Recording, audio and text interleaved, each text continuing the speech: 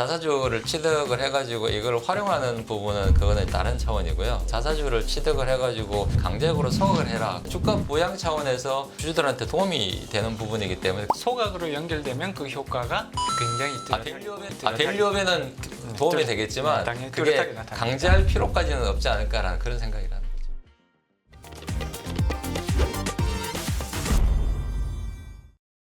두 분 어서 오십시오. 네, 안녕하세요. 안녕하세요. 교수님은 처음 뵙겠습니다. 네, 반갑습니다. 위원님은 오랜만에 뵙습니다. 네네. 예.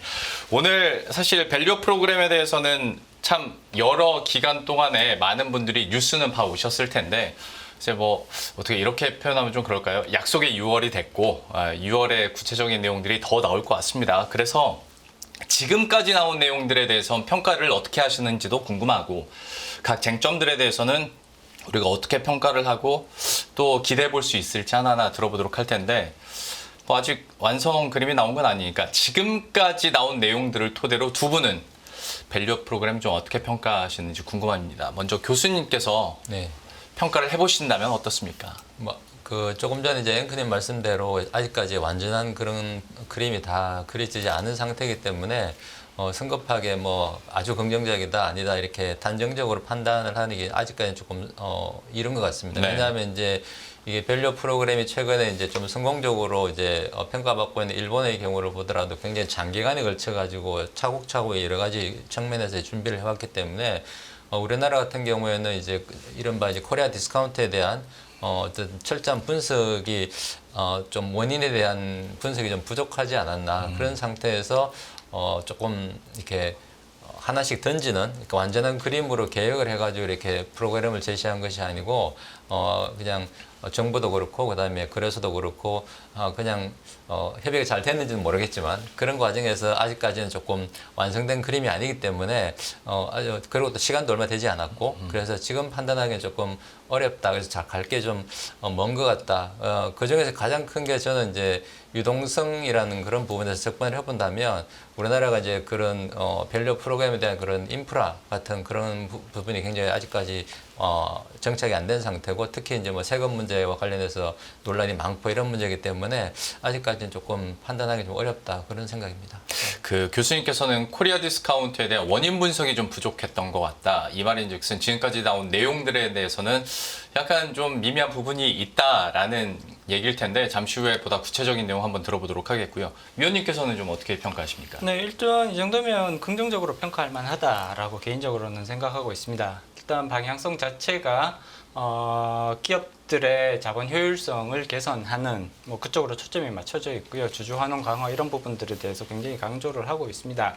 정책적 방향성들을 살펴보면 사실 이전 정부들이 이러한 정책적 방향성을 적극적으로 실행한 사례가 거의 없다라고 볼 수가 있거든요. 네. 사실 밸류 프로그램이라는 것은 어떻게 보면 기업들이 가지고 있는 기득권을 일정 부분 투자자들에게 이제 내려놓을 것을 요구하는 그런 성격을 가지고 있습니다. 그러다 보면 기업들 사이드에서 굉장히 큰 반발이 나올 수밖에 없거든요. 네. 그래서 사실 이러한 종류의 변화가 시도하기가 대단히 어렵고요. 구체적으로 이렇게 하면 좋겠다라는 얘기는 많이 했었지만 이것을 정책적인 방향성으로 실천한 사례는 사실 아직까지 없었다고 볼 수가 있습니다.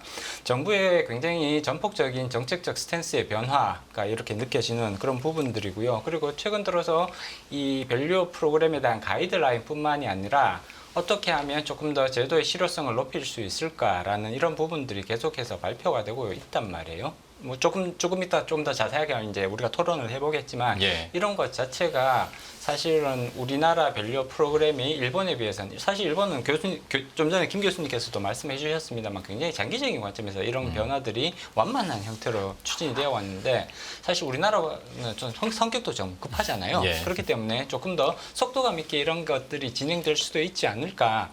현재로서는 정부의 그런 의지가 충분히 읽혀지는 부분들이 많기 때문에 상당히 긍정적으로 조금 봐줘도 괜찮을 것 같다라고 평가를 하고 있습니다. 일본이야 뭐 10년을 준비했으니까요. 근데 네. 우리는 그 정도의 준비 기간은 아니었기 때문에 미미한 부분은 있지만 어쨌거나 실행을 하고 정부에서 의지를 보여주는 것만으로도 어느 정도는 좀 의미 있겠다라고 얘기를 해주셨는데 구체적으로 쟁점 얘기하기 전에 사실 이번 K 밸류 프로그램에 글쎄 성격이자 전제 조건 중에 하나가 이제 자율성이잖아요. 강제성이 좀 덜하다는 건데 과연 기업에게 자유를 맞춰서 얼마나 실효성이 있을까? 두 분의 의견은 어떠신지 좀 궁금하네요. 교수님 어떠십니까? 당연히 기업에 대해서 우리가 이제 아까 뭐 두 분 말씀 속에서도 이야기 나오지만 강제적으로 할 수는 없는 부분이고 그게 되려면 이제 법률 개정 부분으로 가야 되기 때문에 그거는 이제 갈 길이 굉장히 멀고요. 이해관계도 굉장히 복잡하고 근데 이제 그 시장에서 자율성을 줬을 때 기업이 잘 따라오겠느냐라는 그런 부분인데 그런 부분은 결국은 이제 거래소 차원에서 거래소에서 어떤 일본의 경우에도 이제 그 일본 거래소에서 하는 그런 어떤 프로그램을 보면은 스테티시 코드나 이제 여러 가지 이제 가이드라인을 통해 가지고 이제 긍정적으로 이렇게 따라올 수 있는 그런 유인책을 계속해서 이제 주고 있기 때문에 우리나라 거래소도 지금 이제 시작한 지가 몇 달 안 됐기 때문에 좀 더 장기적인 방향으로 이렇게 계속해서 이끌어 간다면은 점차적으로 기업들이 좀 따라오지 않을까. 특히 이제 연기금이나 뭐 어떤 기관 투자자들도 그런 인센티브 같은 그런 방향으로 이제 좀 유인을 하면 거래소에서 굉장히 좀 의미 있는 그런 쪽으로 이제 방향성은 좋은데 아직까지 이제 구체적으로 많이 안 나와 있기 때문에 그래서 조금 이제 우려가 된다라는 그런 이제 뭐 부정적이라기보다는 약간 좀 이제 방향은 맞지만 약간 좀 걱정이 되는 잘 될까 이런 이제 우려를 말씀을 드리는 거죠. 위원님 어떠십니까? 네, 일단 자율성의 기본을 두고 있습니다. 자율성의 기본을 두면 이게 이제 기업들의 참여가 굉장히 중요해지는 거잖아요. 그러다 보니까 기업들이 그럼 과연 참여할 수 있을 것이냐에 대한 여러 가지 이제 우려의 목소리가 나오는 것은 당연하다고 봅니다. 그럼에도 불구하고 이게 이제 자율성의 그런 기반을 두고 있는 건 사실입니다만 이제 몇 개 일부 기업들 에 대해서는 굉장히 적극적으로 참여할 요인이 분명히 존재한다고 개인적으로는 평가를 하고 있습니다. 가장 대표적인 게 사실 금융지주사들이라고 볼 수가 있거든요. 그래서 기업 특성을 우리가 한번 살펴보면 상대적으로 이제 시가총액이 크고 그 다음에 소유 분산이 잘 이루어져서 뚜렷한 오너가 없는 기업들 그 다음에 국민연금의 지분이 상대적으로 그런 높은 기업들 같은 경우에는 사실 이런 그 밸류업을 통해서 기업 가치를 높이고 이런 것들이 예를 들어 회장님들한테는 굉장히 중요한 업적이 될 수 있는 거잖아요.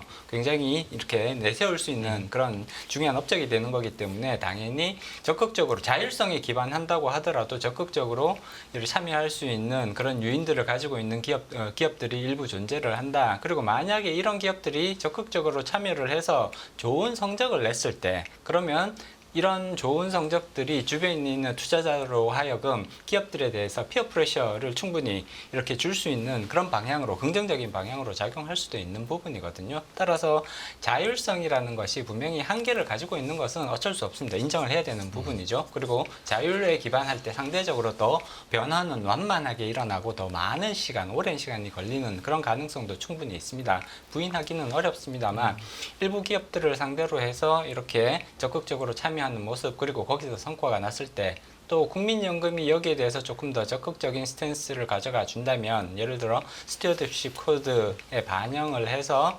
이 이제 밸류 프로그램을 성실하게 이행하는 기업들에 대해서 포지션을 조금 늘린다거나 뭐 이런 모습들이 나타나게 된다면 물론 정부가 제도적으로 이런 것들을 지원을 해주면 더 좋습니다. 그렇지만 자율성에 기반을 해서도 일정 수준의 변화를 유도하는 것은 가능하지 않을까 이렇게 평가를 할 수가 있겠죠.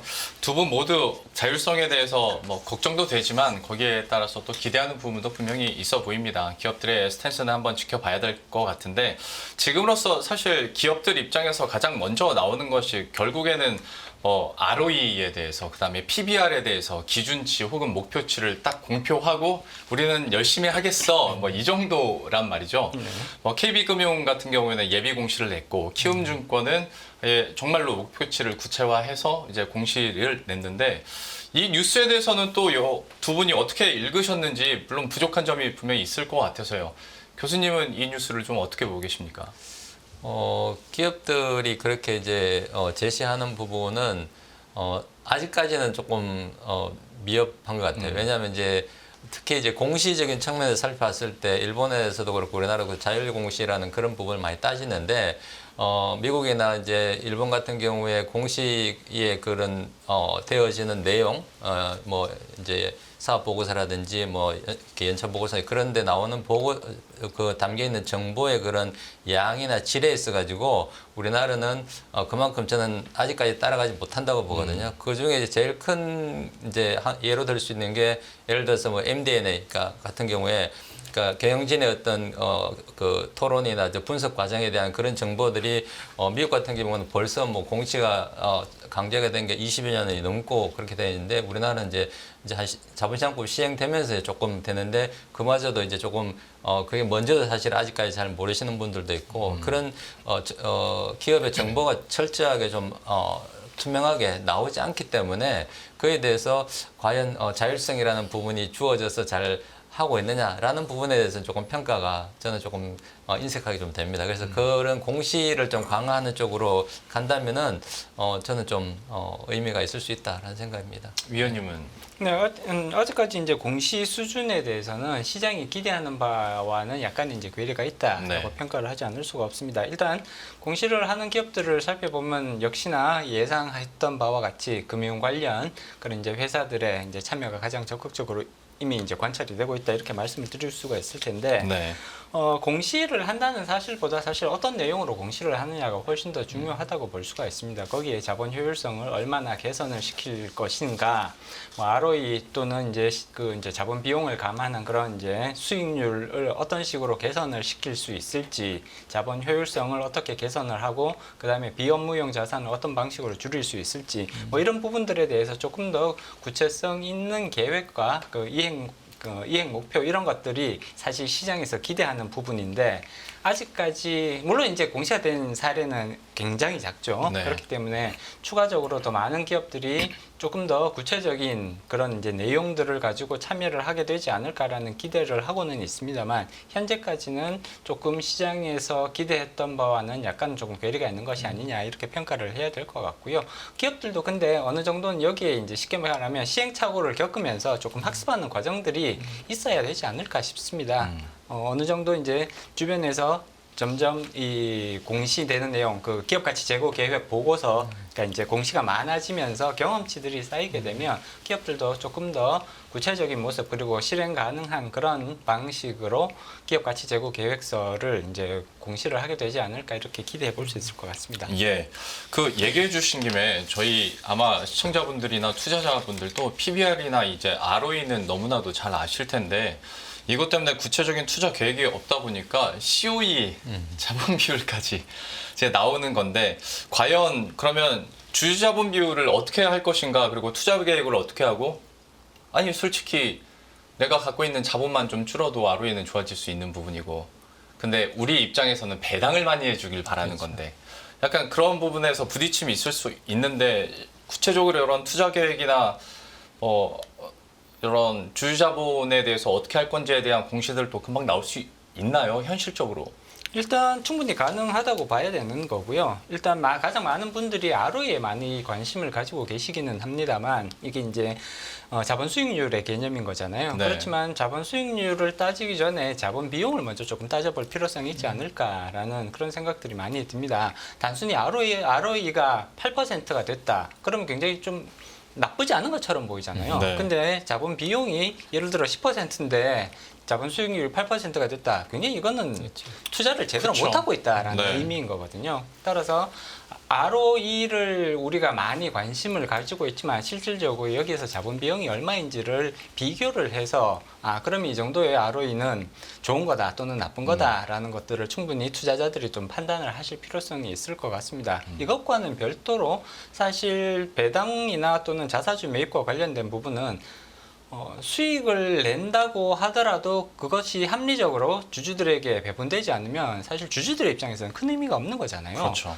지금까지 우리나라 기업들이 가장 많은 비판을 받아왔던 부분들이 수익은 내는데 이것을 주주들에게 합당하게 배분하지 않았다라는 이런 부분에서 굉장히 많은 비판을 받아왔단 말이에요. 따라서 ROE와 관련된 부분은 이건 별도로 하더라도 사실 배당을 한다고 해서 ROE가 떨어지는 그런 결과로 이어지지는 않습니다. 따라서 조금 더 적극적인 형태로 배당을 가져가는 것은 결국은 기업들에 대한 신뢰를 형성하는 데 있어서 신뢰를 제고하는 데 있어서는 상당히 중요한 부분이라고 볼 수가 있는 거고요. 동일한 선상에서 그 이제 자사주 매입과 관련된 부분, 사실 자사주는 소각을 해야 이게 진정한 주주 환원이 되는 거잖아요. 그럼요. 다들 알고 계시는 거란 네. 말이에요. 근데 이제 여기에 대한 의무 규정이 없다 보니까 사실 기업들은 조금 그동안 약간 기업의 편의를 이제 중심으로 해서 자사주와 관련된 그런 의사 결정들을 내려왔는데 이런 부분들은 사실 자본 수익률과는 별도로 충분히 기업들이 다시 이제 접근할 수 있는 영역이라고 볼 수 있습니다.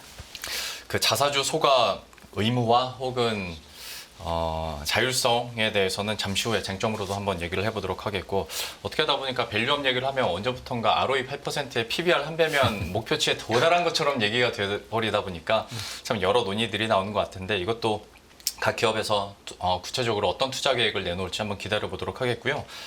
주요 쟁점들 하나하나 그러면 살펴보도록 하겠습니다. 세법과 관련해서 상속세 얘기는 뭐 계속 나오고 있습니다. 이것을 완화할 것이냐 유지할 것이냐, 밸류업에 도움이 된다 혹은 이거 부자 감세다라고 주장하는 것들이 정치권에서도 역시 활발히 이어지는데, 상속세 관련해서는 두 분의 의견도 궁금합니다. 이번에는 먼저 위원님의 의견 먼저 듣고 싶은데요. 네, 일단 저는 상속세 완화가 밸류업에 도움이 될 가능성은 있다라고 이제 보고 있습니다. 지금 우리나라 상속세 기본으로 상속세율 50%, 그리고 이제 대주주인 경우에는 이제 20% 가산돼서 60%까지 올라간단 말이에요. 예. 사실 굉장히 높은 세율이라는 점은 부인하기는 어렵습니다. 상속세를 유지하는 국가들이 있죠. 그리고 세율들을 살펴보면 높은 경우라고 하더라도 한 40% 정도 되는 거고요.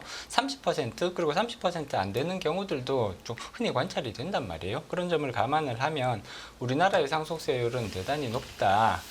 그리고 이렇게 상속세율이 높으니까 사실 이제 상속세를 회피하기 위한 그런 노력들이 굉장히 조금 그동안 활발했다. 조금 안타까운 현상이죠. 굉장히 활발했다라는 것은 부인하기가 어렵습니다.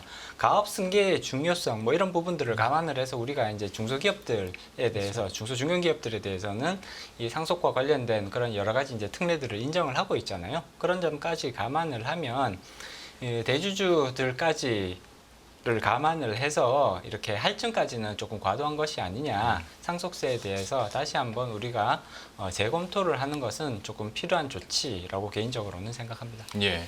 근데 저도 뭐 큰 방향에서 전 동의합니다. 이제 우리나라가 상속세율이 높은 건 뭐 익히 알고 있는 바고요. 그래서 그런 부분을 좀 손 보는 것은 경제 어떤 자금의 활성화라든지 기업의 어떤 경영의 탄력성이라든지 그런 거에 비춰봐가지고 굉장히 긍정적으로 작용할 수 있다라고 보고요. 이런 이 세율을 깎아주는 거에 대해서 이제 부자 감세라는 그런 어떤 비판 같은 게 많이 있는데, 그거는 저는 이제 어떻게 보면 뭐 동전의 양면 내지 어떤 둥근 공을 여러 곳에서 보는 거나 마찬가지라고 생각하는데, 어떤 쪽으로는 부자 감세라고 볼 수 있지만 이거는 이제 용어의 문제이고, 어떻게 보면은 자금이 시장에서 이제 많아지는 거죠. 예, 그러니까 그게 꼭 이제 부자 감세 꼭 낙수 효과가 뭐 맞냐 아니냐는 그런 걸 떠나서 가지고 일단은 시장의 유동성이 돌아야지 네. 기업에 어떤 도움이 되기 때문에 그런 저런 부분은 꼭 부자 감세라는 그런 부정적인 측면에서 이제 접근하지 말고 유동성을 높인다는 그런 차원에서 접근했으면 좋겠다는 생각입니다. 그러면 두 분 의견이 비슷하니까 제가 굳이 반대 입장에서 질문 하나만 더 드리자면, 상속세 완화되는 게 그러니까 세금 마련하려고 돈을 모으다 보니까 투자가 덜 돼서 코리아 디스카운트 요인이 된다라는 논리라면, 반대로 그러면 상속세가 완화가 되면 그만큼 투자도 늘어날 수 있다라는 건데, 그게 현실적으로 진짜 가능할까? 아니면 또 꽁꽁 자본을 갖고 묻고 있을 것인가에 대해서는 좀 의문점이 있는 것 같습니다. 어떻게 보십니까? 근데 그거는 세금의 측면에서만 살펴볼 건 아니고요. 그게 여러 가지 요소하고 합쳐져 가지고 사실은 이 경제 유동성이라는 부분이 작용하기 때문에 네. 세금을 갖다가 뭐 깎아주니까 안 쓰고 그냥 물려줄 것이다라고만 그렇게 하는 것은 조금 굉장히 단견적인 그런 어떤 성격이고, 그게 다른 정책하고 연결되었을 때 그 돈이 나올 수 있도록 해야 된다는 그런 부분으로 접근을 해야지 저는 맞다고 봅니다. 결국에는 추가적인 좀 세세한 정책들의 맞습니다. 지원이 있어야 여기서 시너지가 가능하다라는 거고, 뭐 상속세 얘기 나왔으니까 관련해서 뭐 배당소득세 얘기도 한번 해보도록 하겠습니다. 분리과세 얘기도 계속 나오고 있고 여기에 대해서는 좀 어떻게 의견 갖고 계십니까? 네, 일단 배당세는 분리과세를 적용하는 것이 저는 더 합리적이라고 봅니다. 배당 같은 경우는 가장 대표적인 이중과세 항목이거든요. 배당을 지급을 할 때 법인들은 이제 이렇게 영업 활동을 통해서 수익을 내잖아요. 그러고 나면 그 수익에 대해서 법인세, 다시 말해서 기업에 대해서 적용되는 소득세를 납부하고 나머지 금액을 가지고 배당으로 사용을 하게 되거든요. 네. 그렇기 때문에 이 소득은 이미 한번 법인세를 내고 남은 소득, 다시 말해서 세후소득이라고 볼 수가 있습니다. 세후소득을 투자자, 주주들에게 나눠줬을 때 다시 한번 여기에 배당소득세를 부과를 한단 말이에요. 그랬다가 2천만 원이 넘어가면 종합과세를 하게 됩니다. 네. 어떻게 보면 세 번째 과세까지 가는 거거든요. 따라서 동일한 소득원에 대해서 2번 이상의 과세를 하는 것은 항상 이중과세의 문제를 가져오게 되는 거고요. 물론 법인세율이 조금 낮다고 주장하시는 분들이 계시기는 하세요. 그런 것들을 감안을 하더라도 법인세 과세가 된 이후의 소득을 다시 배당소득세로 과세를 하게 되면 여기 보통 이제 14%, 지방소득세까지 하면 15.4% 네. 이렇게 된단 말이에요. 그러면 이 정도면 사실 법인세율과 배당소득세율을 합치게 되면 사실 이것만으로도 충분히 높은 수준의 세율이라고 평가할 수가 있습니다. 그렇기 때문에 최소 분리과세 정도는 허용해 주는 것이 조세 형평성 측면에서 크게 무리가 되지 않는다라는 말씀을 드리고 싶습니다. 그 시장에서 논의되는 것 중에 하나가 그래서 종합소득과세하고 분리과세하고 둘 중에 하나 선택하게 하자는 논의도 있는 걸로 알고 있습니다. 여기에 대해서는 좀 어떻게 평가하십니까? 글쎄요, 제가 뭐 세법의 전문가는 아니지만 그것은 이제 선택하는 항목은 이제 아닌 것 같고요. 결국은 이제 이중과세 그 문제는 결국 이제 법리적으로 사실은 제가 뭐 접근을 해야 된다고 봅니다. 이게 우리가 법인이라는 게 결국은 이제 별도의 인격체라고 우리가 법률적으로 이렇게 보기 때문에 그게 이제 다른 인격체이기 때문에 그게 이중과세가 아니라고 보는 그런 어떤 법리가 있기 때문에 그런 부분에 대한 어떤 먼저 분석과 논의가 충분히 있어야만 동의가 좀 가능하지 않을까. 저도 기본적으로 이제 우리 황 부사님 말씀대로 그런 쪽으로 방향이 가는 것은 맞다고 보는데 이 가기 위해서는 그게 이제 동의하지 않는 그런 어떤 목소리들에 대한 어떤 토론 내지 설득을 통해 가지고 긍정적으로 이렇게 이어가야 되기 때문에 좀 법리적인 면에 대한 검토가 좀 같이 있어야 되지 않을까라는 그런 생각입니다. 그러면 일단 교수님께서도 장기적으로 봤을 때는 분리과세에 대해서 네. 좀 찬성을 하시는 네네. 예, 그 입장으로 저희가 듣겠습니다. 배당소득세, 상속세, 세금 얘기했으니 금투세 얘기도 한번 해보도록 하죠. 금투세는 투자자들 사이에서도 참 이야기가 많고 오죽하면 패널들도 되게 말 조심해서 하려고 하세요. 뭐 악플 달리고 무서워서 그러시는 분들도 있고 금투세에 대해서는 어떻게 보십니까? 이번에 교수님께서 먼저 오늘 띄워주시죠. 앵커께서 말씀하셔가지고 갑자기 이야기하기 굉장히 부담되십니다. 저는 이제 전체적으로 그 금투세에 대해서 금투세가 이제 한 가지 측면에서만 접근하는 게 아니잖아요. 여러 가지 이제 금액이라든지 또 이제 대상이라든지 여러 가지 범위에서 이제 요소가 있기 때문에 하나로 그냥 금투세를 낮추자 높이자 요런 한 가지 이렇게 말로 접근해서는 이게 해결되기 어려운 것이기 때문에 이제 금투세를 이제 영향을 주는 이제 조금 전에 말씀하신 어떤 종합과세라든지 그다음에 이제 금액이라든지 또 외국 주식에 대해서라든지 이런 여러 가지 요소가 있지 않습니까? 그런 예. 것들이 한꺼번에 해가지고 이제 어떤 정말 최대한으로 일반 어떤 많이 내도 좀 표현이 좀 이상할 수 있지만 많이 내도 될 사람과 많이 내면 좀 힘들어할 수 있는 사람을 갖다가 최대한 좀 분리할 수 있는 그런 어떤 것은 저는 정책 당국에서 충분히 고민해서 그 방안을 찾아낼 수 있다라고 저는 생각을 하거든요. 네. 그래서 그런 부분에서 좀 접근하시면 좋지 않을까라는 네, 사실 말씀하신 그 마지막 포인트 때문에 여야에서도 공방이 있는 네. 거고 찬성과 반대가 이루어지는 건데 이거는 정치권에서도 어떤 논의가 일어나고 국민적으로도 어떤 합의가 이루어지는지는 한번 지켜봐야 될 것 같고요. 또 한 가지 중소기업 특별세 감면에 대해서 그러면 실질적인 효과가 어느 정도 될 것인가에 대해서도 뉴스화가 많이 되고 있어서요. 이거는 위원님께 좀 여쭤보겠습니다. 어떻게 보십니까? 네, 지금 이제 중소기업 특별세액을 이제 받는 거를 현행 3년에서 이제 5년으로 네. 연장을 한다. 뭐 이런 얘기. 그다음에 이제 자금 조달과 밸류업 지원을 위해서 그 코스피 코스닥 상장 중소기업에 대해서는 2년을 추가로 유예한다. 뭐 이런 내용들이 나오는 거잖아요. 특별세 감면 효과는 사실 중소기업들에게 있어서는 상당한 세제적 인센티브라고 평가를 할 수가 있습니다. 이런 기업들의 사실 조금 더 적극적인 참여를 유도하기 위한 그런 방책이라고 볼 수가 있는 것이고요. 법인세를 감면해 주는 것은 사실 가장 강력한 형태의 세제적 인센티브라고 평가를 할 수가 있는 거거든요. 물론 이제 이걸 얼마만큼을 허용을 할 거냐, 뭐 이런 이제 구체적인 숫자 문제들이 남아 있기는 합니다만, 개인적으로는 이것은 굉장히 강력한 세제적 인센티브가 될 수 있다. 중소기업들에게 대해서는 사실상 어느 정도는 효과를 거둘 수 있는 방책이 아니냐, 개인적으로는 그렇게 평가를 하고 있습니다. 그때 저희가 세법과 관련해서 얘기를 하다 보면 대부분이 당근책이잖아요. 그러니까 앞에서 저희가 자율 얘기를 해서 이게 얼마나 자율적으로 이루어지겠느냐, 행동을 할 것이냐에 대해서 의문점이 있는 상황에서 당근책만 이렇게 하고 이제 채찍이 없다 보면 이게 될 것인가에 대해서 약간 우려하시는 분들도 있거든요. 세법과 관련된 이런 당근책들에 대해서 좀 어떻게 지금의 정부 스탠스를 평가하시는지 저도 그거 좀 궁금하네요. 정부에서는 아무래도 이제 세수 문제에도 이제 걱정을 하고 있는 것이고 하기 때문에 기본적으로 감세라는 그런 부분 통해 가지고 접근하는 것은 일단 현재 경제 상황을 고려해 보면은 저는 뭐 어쩔 수 없는 선택일 수밖에 없겠다라는 생각을 합니다. 그래서 이제 근데 그게 이제 너무 과도하게 오랫동안 지속되는 것은 이제 또 바람직하지 않기 때문에 그러니까 제일 정책에서 사실은 사회에서 받아들이는 것은 정당성에 대한 문제거든요. 얼마나 합리적으로 설득력이 있느냐라는 부분이기 때문에 지금 이제 말씀하신 것처럼 그런 것들이 얼마나 우리 국민들 간에 공감대가 충분히 받아들일 수 있느냐라는 그런 부분에 대한 좀 정부 차원에서 좀 노력이 좀 있으면 좋겠는데, 그런 부분들이 우리나라 이제 역대 우리 저도 많은 뭐 연구 프로젝트나 이제 입법에 관여를 했지만 충분한 논의가 없이 이렇게 단기간에 끝나는 경우가 많아가지고 그래서 조금 계속 누적된 불만들이 많은 것 같습니다. 그런 부분도 지금 이제 세금과 관련해서도 똑같은 이야기를 할 수 있을 것 같습니다. 사실 같은 질문인데 지금 나오고 있는 목소리를 대변해서 말씀드리면, 그러니까 결국 뭐 한 1% 부자들한테만 적용되는 걸 왜 굳이 완화하려고 하냐라는 비판의 목소리들이 사실 있거든요. 이와 관련해서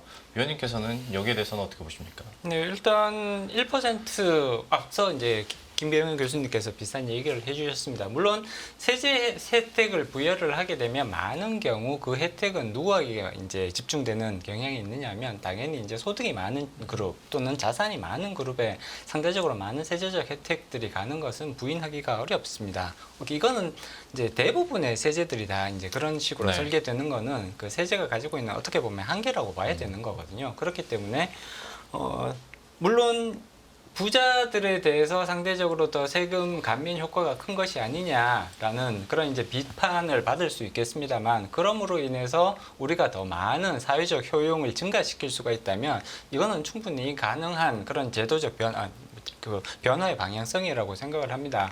가장 단적인 예가 사실 이제 상속세와 관련해서 상속세율이 워낙 높다 보니까 대주주들이 이러한 상속세를 회피하기 위한 그런 이제 굉장히 많은 노력들을 해왔던 게 사실이란 말이에요. 예. 그런 노력들의 과정에서 사실 조금 이렇게 어떻게 보면 조금 무리수를 두게 되는 그런 이제 사례들도 많았고요. 그렇게 무리수를 뒀을 때 사실 어느 쪽이 가장 많은 피해를 봤었냐 하면 소액주주 그룹에서 가장 많은 피해를 봐왔던 것이 부인하기가 어려운 사실입니다. 만약에 상속세를 감면을 하게 되면 부자들에 대한 그런 이제 세부담이 일정 부분 줄어들 수는 있겠습니다만, 이것을 통해서 그동안 무리하게 이루어져 왔던 그런 이제 상속세 회피 노력들이 줄어들고, 그렇게 된다면 결국은 그동안 많은 이제 이익 침해 사례가 관찰이 되어 왔던 그런 소수 소액 주주들의 그런 사례들이 줄어들 수 있게 된다면 사회적 효용은 오히려 더 증가할 수 있는 가능성을 가지고 있는 것이거든요. 따라서 이러한 부분들까지 감안을 했을 때 단순히 누가 세금을 더 내고 적게 내고 이런 문제만을 집중을 할 것이 아니라 이러한 세금 감면을 통해서 전체적으로 사회적 효용이 증가할 수 있는지를 살펴보는 것이 저는 훨씬 더 중요하다고 생각합니다. 세법에 대해서 완화를 해주고 결국 이것이 사회적 효용이 늘어나는 쪽으로 선순환될 수 있도록 좀 유도하는 게 중요하다라고 말씀을 해주셨는데 제가 이 질문을 드린 이유가 바로 상법으로 넘어가려고 한번 질문을 드린 겁니다. 그 상법 중에 이제 또 뉴스화되고 있는 것 중에 하나가 이사의 충실 의무 도입과 관련해서 지금까지는 이제 회사의 이익만 지키면 되는 거였는데 이제는 주주까지도 신경을 써라 라는 거거든요. 쉽게 말해서는. 여기에 대해서는 그 실효성에 대해서 어떻게 보고 계신지 교수님께서 한마디 부탁드립니다. 일단 그 뭐 이사의 충실 의무가 지금 회사에 대해서 이렇게 부담하는 것으로 우리가 이제 해석을 하고 또 그렇게 이제 되어 있습니다. 근데 입법적으로 이제 다른 국가들도 보면은 주주에 대해서 직접 이사가 이렇게 충실 의무를 진다라고 명문으로 인정하고 있는 국가는 거의 없습니다. 제가 알기로는. 네. 다만 이제 회사의 어떤 대해서 전체적으로 제너럴하게 일반적으로 이제 또 영국 같은 경우에는 회사의 이익을 프로모션 해야 되는 그런 어떤 의무라는 쪽으로 해가지고 좀 포괄적인 성격으로 들어가고 있고 그다음에 그런 부분들이 우리나라가 이제 뭐 이제 일부에서 외국은 그런 걸 이제 이사가 주주에 대해서 충실함을 진다라고 하는데 왜 우리는 안 하느냐라는 하는데 그런 명문에 있던 입법에 들어가 있는 게 아니고 주로 이제 특별한 상황에서 법원의 어떤 판결로서 이제 나타나는 경우들이 대부분입니다. 네. 그러니까 이제 예를 들어서 작은 기업에서 서로 이제 뭐 이제 경영권 지배와 관련해 가지고 분쟁이 있었을 때 지분을 팔아넘기고 이런 과정에서 상대방한테 이제 알리지 않았다 이런 것 때문에 이제 뭐 주주에 대해서 이제 제대로 된 충실 의무를 이행하지 않았다 이런 어떤 특별한 상황이 사실은 대부분입니다. 제가 알기로는. 그래서 그것을 갖다가 입법으로 우리나라는 이제 법으로 이렇게 규정하려는 성격이 굉장히 강한데 일단 법에 넣고 보면은 그거는 상당히 또 더 큰 문제를 저는 또 야기할 가능성이 굉장히 크고 그래서 법의 명문 규정으로 넣기보다는 어떤 해석을 통해 가지고 법원에서 저는 항상 그 법원의 그 법 형성 기능을 굉장히 강조를 하는데 우리나라 법 체계하고 안 맞다고 이야기는 하지만 저는 법원에서 그런 부분을 충분히 현실의 사안에서 충분히 실현을 할 수 있다라고 보거든요. 그래서 법 규정에 집어넣기보다는 해석을 통해서 또 법원의 어떤 판결을 통해서 이제 이루어 나가는 것이 더 적절한 방법이다라고 생각합니다. 제가 잘 감이 안 와서 그러는데 그러면 이게 명문화 했을 때 나올 수 있는 그 부작용에 대해서 잠깐 얘기해 주셨는데 구체적으로 어떤 부작용이 있을 수 있는 겁니까? 지금 우리 상법이 이제 382조 2항에 보면 이제 그 이사와 회사의 관계에 대해서 이제 위임이라는 거에서 승관주의임을 진다라고 이렇게 되어 있습니다. 네. 근데 그게 이제 거기서 말하는 이제 회사라는 게 법인이라는 회사를 말하는 건데 거기 구성하고 있는 주주들이 있을 때 주주들의 구성이 계속 바뀌죠. 네. 예, 바뀌는데 그러면 이제 만약에 어떤 시점에 이사의 어떤 책임을 물을 수 있는 그런 어떤 이벤트가 발생을 했을 때 그러면 또 원고 적격의 문제라든지 그다음에 또 그랬을 때 지금 현재도 이사의 회사에 대한 책임이라든지 제3자에 대한 책임이라든지 이런 규정들이 있는데 그게 다시 이사가 개별 주주에 대해서 책임을 지는 어떤 규정을 다시 만든다 그러면은 그럼 그 책임이 결국은 이제 이중적으로 묻게 수도 되는 있겠네요. 그런 어떤 결과가 더 될 수도 있고 그러면은 네. 기업 경영이 오히려 더 혼란스러워지는 부분이 있기 때문에 그리고 현재 또 대표 소송이라는 걸 통해 가지고 주주들이 충분히 이제 이사의 책임을 충고할 수 있는 그런 방법이 있기 때문에 뭐 그런 어떤 부작용을 일단 제가 말씀드릴 수 있겠습니다. 그 소송과 분쟁이 난무할 수 있다라는 얘기가 약간 이 측면에서 그러면 나오는 겁니까? 뭐 그런 근거도 되죠. 저는 그런 그렇게 우려의 목소리도 분명히 있는 네. 건 사실이니까요. 알겠습니다. 위원님께서는 관련해서는 어떻게 보십니까? 저는 조금 긍정적으로 봐줄 필요성이 있다 이렇게 생각을 합니다.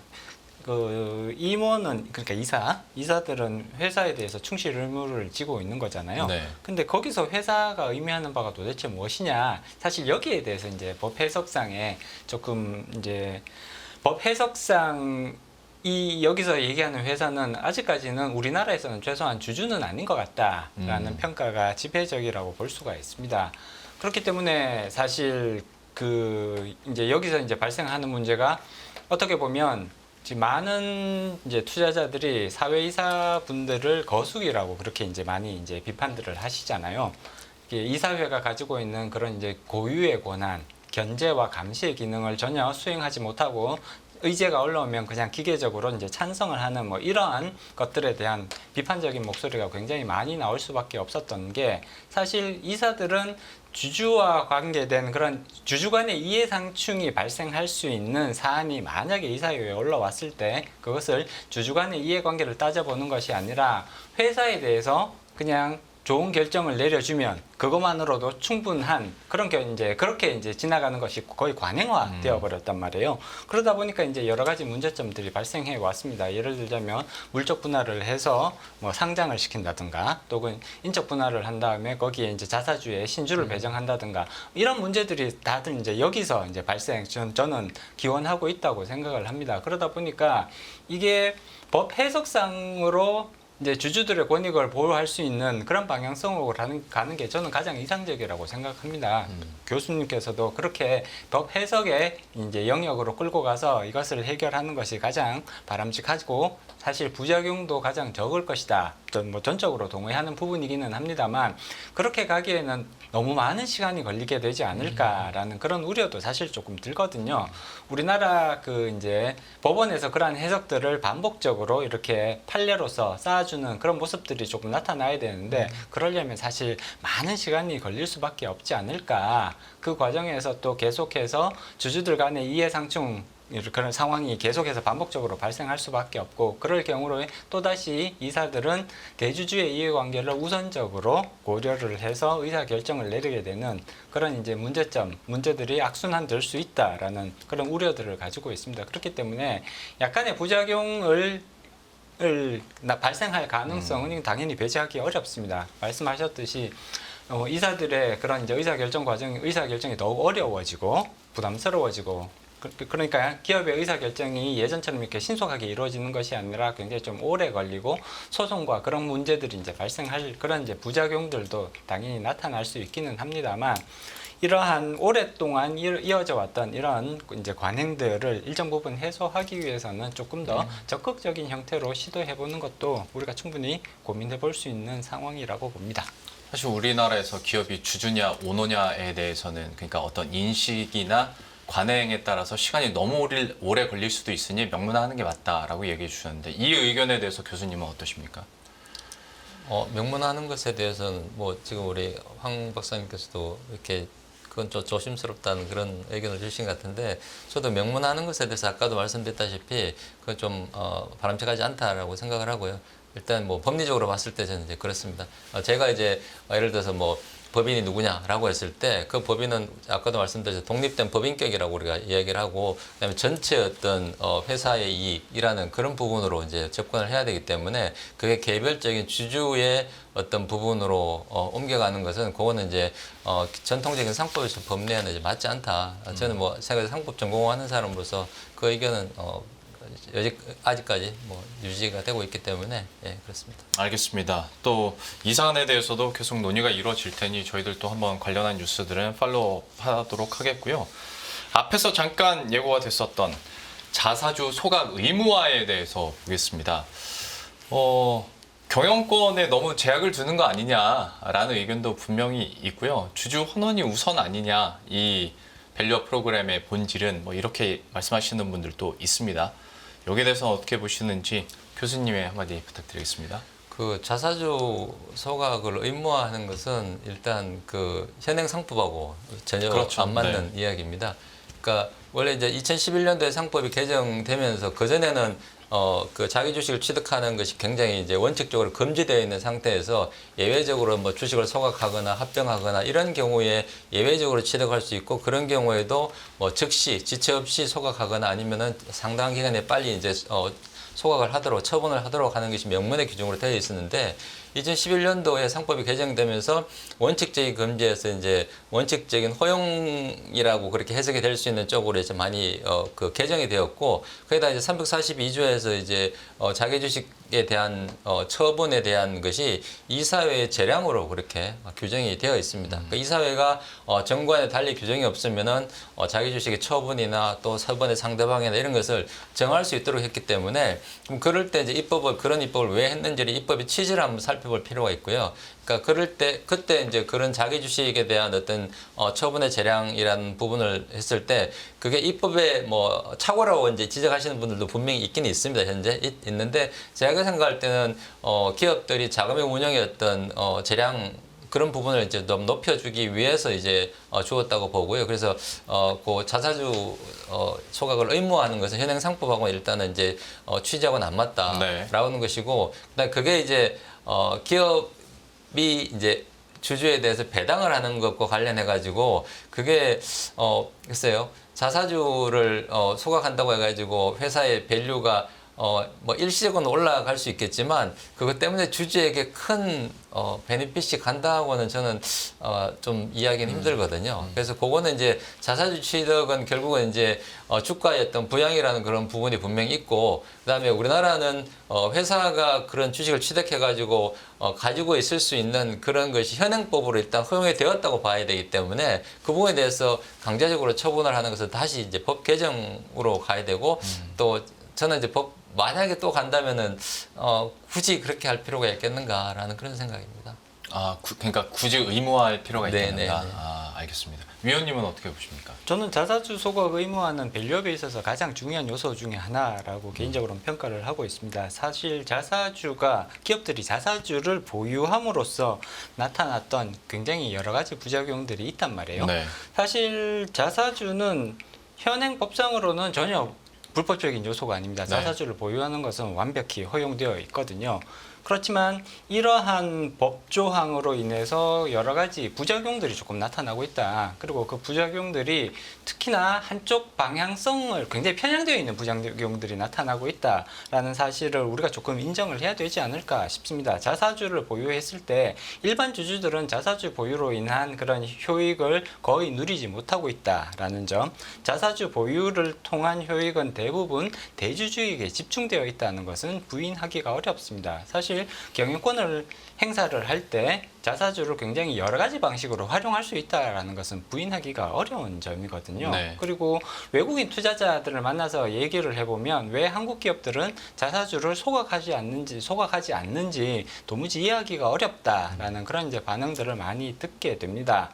물론 자사주 소각을 의무화하게 되면 기업들로부터 굉장히 큰 반발이 예상됩니다. 이거는 기업들 입장에서는 굉장히 편리한 수단인 거잖아요. 경영권을 방어하기에 굉장히 유용한 수단인 것을 부인하기는 어렵습니다. 그렇지만 자사주 매입이라는 것이 기본적으로 해외에서는 주주들에게 기업이 벌어들인 수익을 환원하기 위한 수단 중에 하나라는 점을 감안을 할 때 우리는 그러한 기능이 사실 거의 활성화되지 못하고 있는 거거든요.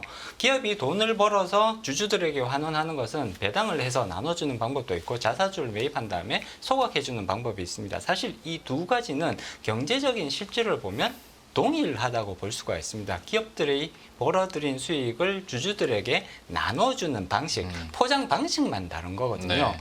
그렇기 때문에 사실 자사주 소각이 제대로 이루어지지 않는다면 그러면 이거는 진정한 주주 환원이라고 평가하기는 어려운 거고요. 그냥 단순히 가지고 있는 것뿐만이 아니라 앞서도 말씀드렸듯이 인적 분할을 할 때 자사주의 마법 뭐 이런 현상들이 나타난단 그렇죠. 말이에요. 네. 그리고 경영권 분쟁이 일어났을 때 자사주를 자기에게 더 유리한 방향으로 의결권을 행사할 수 있는 주체들에게 매각을 하는 이런 결정들이 주총에서 결정되는 것이 아니라 다 이사회에서 결정이 된단 말이에요. 네. 물론 이거조차 합법적인 결정 과정입니다. 상법이 이런 것들을 다 허용을 하고 있으니까요. 그렇지만 자사주로 인해서 대주주와 소액주주 간의 이해상충에 대한 부작용들이 상당히 크다고 평가하지 않을 수가 없습니다. 그렇다면 그 아주 급진적인 방법은 사용하기가 어렵겠지만 단계적으로 기업들에게 어느 정도 시간을 부여를 하면서 이런 것들이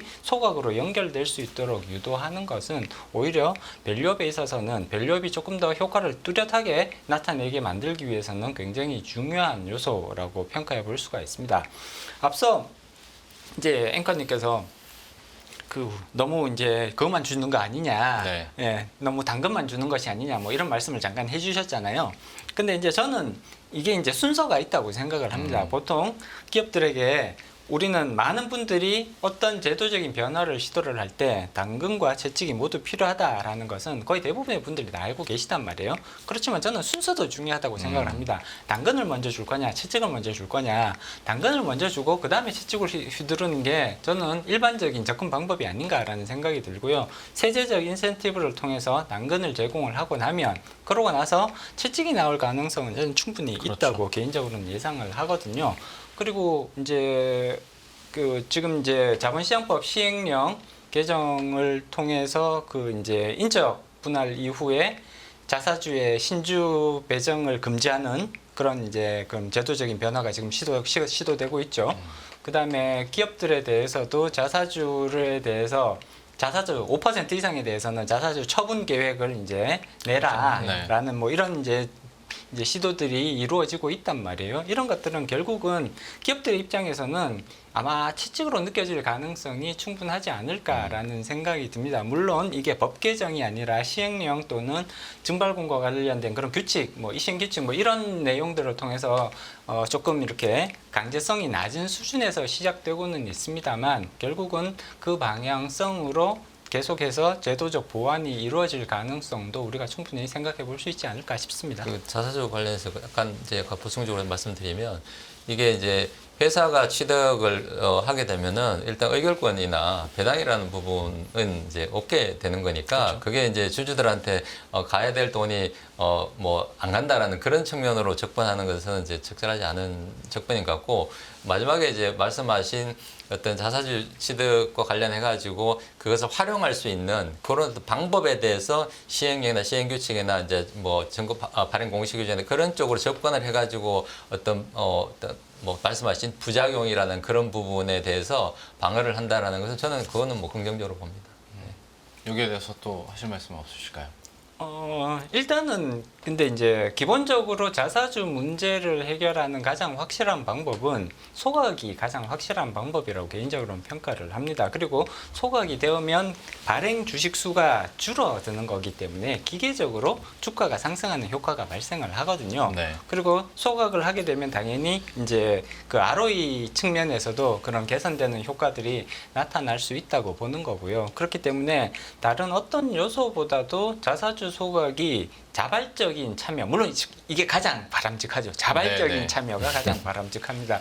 근데 이제 기업들이 자발적으로 자사주를 소각할 가능성은 상대적으로 좀 많이 떨어지거든요. 그런 부분들까지 이미 했었겠죠, 그러면. 네, 그런 네. 부분들까지. 근데 이게 토론에 대해서는지 모르겠는데 이게 이제 자사주를 취득을 해가지고 이걸 활용하는 부분은 그거는 다른 차원이고요. 만약에 자사주를 취득을 해가지고 이걸 갖다 이제 강제적으로 소각을 해라. 그러면은 이제 그러니까 법 개정을 이야기하지 않더라도 일단 시장에서 주식수가 줄어들잖아요. 거래될 수 있는. 그러면 당연히 가치는 당연히 주가가 올라가게 되는 것이고 사실 주가 부양 차원에서 뭐 대주주나 회사들이 자기 주식을 취득하는 것을 우리가 익히 알고 있기 때문에 그런 측면에서 오히려 주주들한테 도움이 되는 부분이기 때문에 그게 꼭 나쁘게 볼 것만은 아니지 않느냐라는 그런 생각입니다. 네. 소각으로 연결되면 그 효과가 굉장히 뚜렷하게 밸류업에는 도움이 되겠지만 당연히 그게 뚜렷하게 나타납니다. 강제할 필요까지는 없지 않을까라는 그런 생각이라는 거죠. 자발적으로 참여해 주는 게 가장 좋습니다. 네네네. 저도 그 부분에 대해서는 이견이 없거든요. 자발적으로 참여해 주는 것이 가장 부작용이 적다라는 것은 이건 뭐 많은 분들이 아마 동의해 주실 것 같습니다. 사실 뭐 이론적으로 봤을 때 교수님 말씀도 맞고 근데 이제 위원님께서는 지금까지 선례들을 보면 경영권 분쟁에 악용되는 경우랄지 혹은 지배구조에 따라서 만약 갖고 있는 오너 입장에서는 주가가 오를 요인이 없고 오히려 저평가돼 있을 때 유리할 시기도 있거든요. 네. 하다 보니까 취득을 했으면 소각을 한다는 그 공식이 이루어져야 뭔가 밸류업이 그러니까 주가가 더 오르지 않을까라는 얘기를 또 첨언을 해주시는 것 같은데 그래도 이거는 법적으로는 문제가 된다라는 부분을 계속 주장을 하시는 거고 그러면 자사주 소각 의무화 그러니까 여기에 강제성을 부여하는 건 여전히 부적절하다고 보시는 거네요. 네, 저는 강제적인 소각은 좀 부적절하지 않나. 그러니까 만약에 과거와 같은 그런 입법의 영역이라면 당연히 뭐 가능하지만 그 이제 상법이 개정된 다음에 입법의 취지가 바뀌었기 때문에 그 부분을 갖다가 다시 과거로 회귀하는 거는 그만한 정당한 그런 어떤 근거가 있어야 되기 때문에 그런 부분을 제시를 하지 않고서는 그거는 강제하기 좀 힘들다라는 생각입니다. 그러면 같은 맥락에서 소재만 바꿔서 다시 질문을 드려보자면 일본이나 중국 같은 경우에는 어느 정도의 강제성, 특히 중국 같은 경우에는 이제 강제성을 좀 강하게 띠고 있지 않습니까? 이거를 우리가 어느 정도 벤치마킹 해야 된다라는 의견들이 투자자들 사이에서는 참 많습니다. 여기에 대해서는 그러면 어떻게 평가하시는지도 궁금하네요. 저는 개인적으로 이게 시장경제 체제가 있는 국가와 아닌 국가의 그런 비교는 좀 맞지 않다. 네. 중국 같은 경우에 시장경제라고 보기가 어렵고 개인적으로 그렇기 때문에 국가에서 어떤 강제력을 부여했을 때 그에 대해서 어떤 소위 뭐 반발한다거나 반대 의견을 내는 것이 되게 자유롭지 않기 때문에 사실은 그렇게 가능한데 우리나라 같은 경우에는 이제 자유시장 경제 체제를 기본으로 바탕으로 하고 있기 때문에 그런 부분에 대해서 강제한다라고 하는 것은 이쪽에 보면 뭐 법으로 이제 백업이 되지 않는 이상은 사유재산권에 대한 침해의 논란도 있을 수 있기 때문에 그러니까 경제 체제가 다른 시스템을 비교하는 것은 좀 적절하지 않다. 예를 들어서 뭐 미국이나 뭐 어떤 다른 어떤 선진 어떤 시장 경제 국가가 그렇게 다 하고 있다 그러면 우리도 사실은 거부할 명분이 사실 없는데 중국을 가지고 비교하는 것은 좀 적절하지 않지 않나라는 생각입니다. 그럼에도 위원님께 여쭤보는 건 일본이나 중국판 밸류 프로그램을 봤을 때 이거는 좀 우리가 내용을 갖고 왔으면 좋겠다 하는 부분이 있을까요? 일단 김병현 교수님께서도 지적해 주셨듯이 중국과의 비교는 저는 적절하지는 않다고 봅니다. 중국의 여러 가지 자본시장 제도가 우리나라에 비해서 더 성숙했다라고 평가하기가 어렵고요. 네. 굉장히 강력한 국가 통제가 존재하는 국가잖아요. 자본시장도 마찬가지인 거거든요. 따라서 중국과의 비교는 저는 적절한 비교라고 보기는 어렵다라고 생각을 합니다. 일본 같은 경우는 굉장히 오랜 기간 이 밸류업과 관련된 준비들을 많이 해왔습니다. 이제 이 급격한 변화보다는 이제 완만하게 시장이 적응을 하면서 부작용을 최소화하는 방향으로 설계를 한 것이 아닌가 개인적으로는 그렇게 평가를 하고요. 물론 그렇다고 하더라도 일본은 우리나라보다는 국가 정책에 조금 순응하는 그런 이제 특성들이 더 관찰이 됩니다. 우리 이제 그 자율성에 기반을 하고는 있습니다만 국가가 그런 것들을 정책적 방향성으로 가져갔을 때 기업들의 참여도는 우리나라에 비해서는 상대적으로 조금 더 높은 수준이라고 그렇죠. 개인적으로는 평가를 하거든요. 예. 따라서 우리가 이러한 변화를 시도를 할 때 급격한 형태의 변화를 가져갈 것이냐 아니면 조금 완만한 형태, 시간이 조금 걸리더라도 완만한 형태 여러 가지 이제 다양한 의견을 들으면서 그런 문제점들을 고쳐가면서 이런 방향으로 접근을 할 것이냐 저는 이것은 선택의 문제라고 봅니다. 따라서 일본의 모델이 그래도 저는 중국에 비해서는 우리가 참고할 부분들이 많다라고 개인적으로는 생각을 하고 있고요. 일본도 기본적으로는 자율성에 기반을 한 그런 이제 밸류업 프로그램들을 도입을 해서 시도를 하고 있습니다. 그리고 그것이 어느 정도 이제 성공을 거두고 있다고 평가를 해야 될 것 같고요. 따라서 자율성에 기반을 하되 일정 부분 조금 인센티브를 주는 방식으로 설계를 하는 것이 기본 모형으로서는 적합하지 않을까 그렇게 생각합니다. 저 좀 두루뭉술한 질문이 될 수도 있겠습니다만 교수님 의견을 처음부터 쭉 듣다 보니까 또 궁금해진 점이 뭐 세법에서 당근도 제시를 했고 그다음에 뭐 소각에 대한 의무화 얘기도 저희가 잠깐 논의했지만 만약에 국가에서 시행하고 있는 밸류업 프로그램을 지키지 않았을 때 그 기업에 페널티를 주겠다. 이거는 또 좀 더 강경하고 다른 얘기일 수도 있는데 페널티를 부여하는 건에 대해서는 어떻게 보십니까? 글쎄요, 그 국가가 시행하는 프로그램입니다. 법률이 아니고 네. 프로그램을 위반했다, 안 지켰다고 해가지고 페널티를 준다라고 하는 건 그거는 이 법률가 입장에서 상당히 받아들이기 힘든 그런 부분이고요. 그러니까 우리 황 박사님 말씀대로 일본 같은 경우에는 이렇게 국가에서 기본적인 토양을 계속 깔아주는 쪽으로 해가지고 서서히 10년 동안 준비를 해왔기 때문에 지금 그 결실을 맺고 있다고 보고 네. 그걸 뒷받침하는 것이 초반에 제가 말씀드린 거래소의 어떤 기준이나 이런 걸 통해 가지고 이제 했기 때문에 그런 부분이 오히려 더 우리한테 또 우리가 이 밸류 프로그램을 벤치마킹하고 시작했는 것이 일본을 보고 했다고 저는 알고 있기 때문에 그 방향으로 가는 것이 오히려 더 맞지. 그걸 일본에서 그러면 그걸 이제 밸류 프로그램을 준수하지 않았다 혹은 따라가지 않았다고 해가지고 페널티를 준다고는 저는 이제 들어보지 않았기 때문에 그거는 조금 물론 이제 기관 투자자나 이런 어떤 측면에서 거래소가 이제 그런 걸 통해 가지고 약간 유도하고 연계감이 그런 걸 유도하고 이런 부분은 충분히 긍정적으로 보겠지만 페널티라는 쪽으로 접근한 건 조금 곤란하지 않을까 그런 생각입니다. 위원님도 관련해서 한마디 해주시죠. 네, 일본 같은 경우는 이제 최악의 경우 상장 폐지도 할 수 있다라고 네. 뭐 그렇게 이제 페널티 조항을 부여하고는 있습니다. 그렇지만 그 페널티 조항이 굉장히 강한 페널티 조항, 굉장히 강제성 있게 적극적으로 시행되는 페널티 조항이라고 보기는 조금 어려울 것 같고요. 따라서 페널티 조항을 그런 식으로 이제 참여하지 않으면 굉장히 큰 이 부담을 주는 방식으로 페널티 조항을 설계하는 것은 저는 바람직하다고 보지는 않습니다.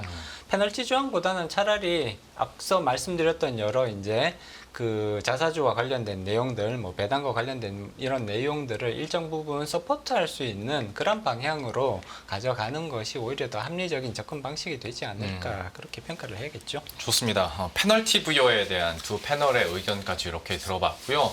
어느 정도 이제 마무리돼가는 시점이기 때문에 제가 조그마한 거 하나 질문 드리고 마지막 두 분의 제언 들어보도록 하겠습니다.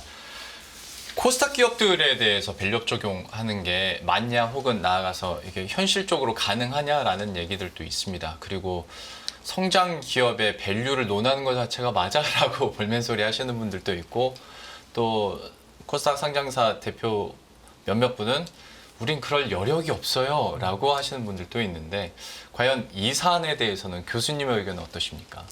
그 부분은 일본 사례를 좀 배치마킹 해보는 게 좋다라는 생각입니다. 일본에서 거래소에서 이제 그 5%로 되어 있는 거 3% 이제 재편을 하면서 아주 이제 뭐 아주 소위 말하는 1등 기업으로 현재 되고 있는 그런 기업과 네. 그다음에 또 잠재적인 기업 뭐 어떤 이런 식으로 이제 세 부로 이렇게 나눠 가지고 각각 다르게 접근을 하고 있기 때문에 만약에 우리가 하나의 어떤 밸류 프로그램으로 해가지고 중소기업도 너희 지켜라라고 한다면 그건 지금 앵커님 말씀대로 중소기업들이 상당히 불만이 있고 반대를 할 거라고 생각하는데 디자인을 해가지고 그 그룹에 맞는 그런 어떤 밸류 프로그램으로 이제 조금 더 인센티브를 더 많이 주면서 따라올 수 있는 그런 쪽으로 해가지고 전체적인 시장의 어떤 밸류를 갖다 높여가는 방향으로 간다면 저는 좋다고 봅니다.